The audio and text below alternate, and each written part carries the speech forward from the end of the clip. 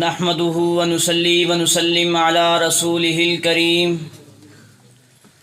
اما بعد فاعوذ بالله من الشيطان الرجيم بسم الله الرحمن الرحيم وقاتلوهم حتى لا تكون فتنة ويكون الدين كله لله وقال النبي صلى الله عليه وسلم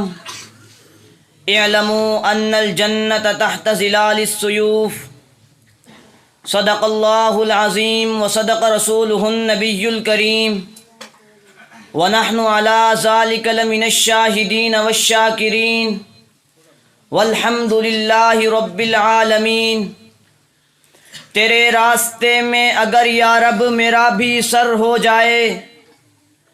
تیرے راستے میں اگر یا رب میرا بھی سر ہو جائے،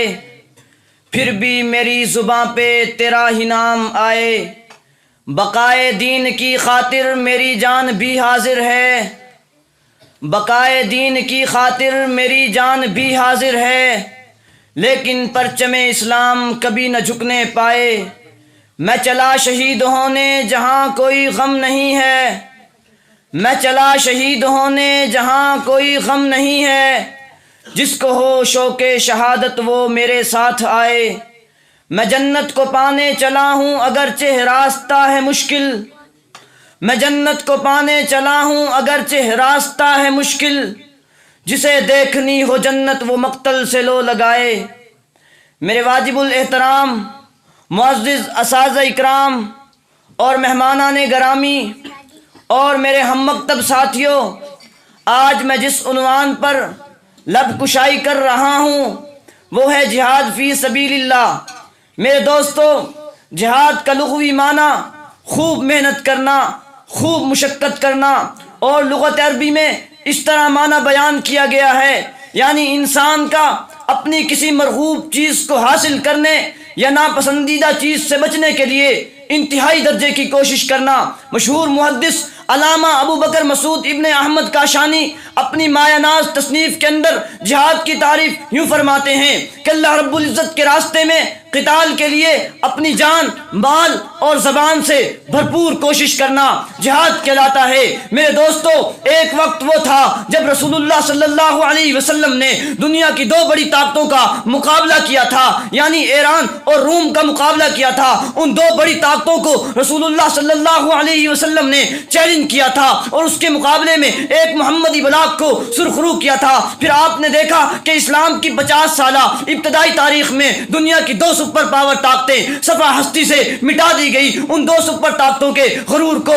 تکبر کو، استکبار کو، عنایت کو، حشمت کو، عزت و وقار کو، شان و شوکت کو ان بوریا نشین انسانوں نے اپنے پاؤں تلے رون کر پوری دنیا کو بتا دیا کہ اسلام ہی دنیا کی سب سے بڑی طاقت ہے۔ میرے بھائیوں، 1400 سال کی تاریخ میں بڑے بڑے واقعات پیش آئے۔ ان واقعات میں ایک واقعہ تو امام ابن تیمیہ کا ہے، جنہوں نے تاتاری فوجوں کا مقابلہ کرنے کے لیے خود تلوار اٹھائی تھی۔ وہ امام ابن تیمیہ جس کی وفات کے بعد تقریباً 600 کلمی کتابیں لکھی نکلی، وہ امام ابن تیمیہ جس کے مقام علم کے بارے میں محدث وقت علامہ انور شاہ کشمیری فرمایا کرتے تھے کہ جب میں ابن تیمیہ کے علم کو دیکھتا ہوں تو میرے سر سے پگڑی زمین پر گرتی ہے۔ وہ امام ابن تیمیہ جس کے شاگردوں میں دنیا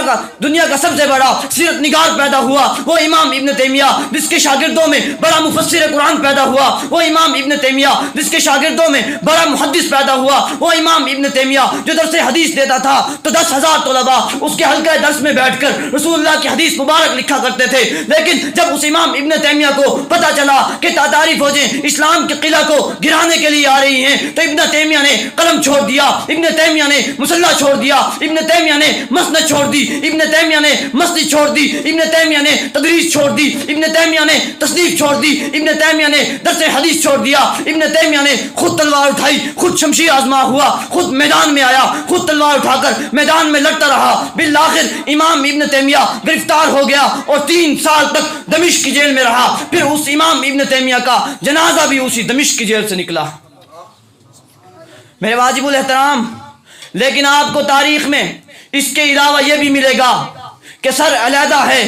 دھڑ علیحدہ ہے، ہاتھ علیحدہ ہیں، پاؤں علیحدہ ہیں، معصوم بچے یتیم ہیں، بیویاں بیوہ ہو گئیں، آنکھیں علیحدہ ہیں، حتیٰ کہ ٹکڑے ٹکڑے ہو گئے، اور کہنے والوں نے انہی لوگوں کے بارے میں کہا ہے کہ رہے گا تیغ ستم کے یادگاروں میں، رہے گا تیغ ستم کے یادگاروں میں، میری ناش کے ٹکڑے دفن کرنا 100 مزاروں میں۔ سامعین محترم، اسلام ظلم کو برداشت نہیں کرتا، اسلام ستم کو برداشت نہیں کرتا، اسلام کھلے کفر کے عام ہونے کو برداشت نہیں کرتا۔ جیسا کہ امام ابن تیمیہ نے دنیا کو بتا دیا کہ اسلام میں صرف مسجد نہیں، اسلام میں صرف مکتب نہیں، اسلام میں صرف تسبیح نہیں، اسلام میں صرف خطابت نہیں، اسلام میں صرف امامت نہیں، اسلام میں صرف تصنیف نہیں، اسلام میں صرف تدریس نہیں، بلکہ جب بھی کوئی ظالم وقت اپنے ظلم کو تشدد کو عام کرتا ہے تو اسلام کا چاہنے والا ہر مرد قلندر میدان میں نکل آتا ہے اور کفر کا سینہ چاک کر دیتا ہے۔ یہ اسلام میں جہاد ہے۔ اللہ ہمیں جہاد کی عظمت کو سمجھنے کی توفیق عطا فرمائے اور مجاہدین کی صفوں میں شامل ہو کر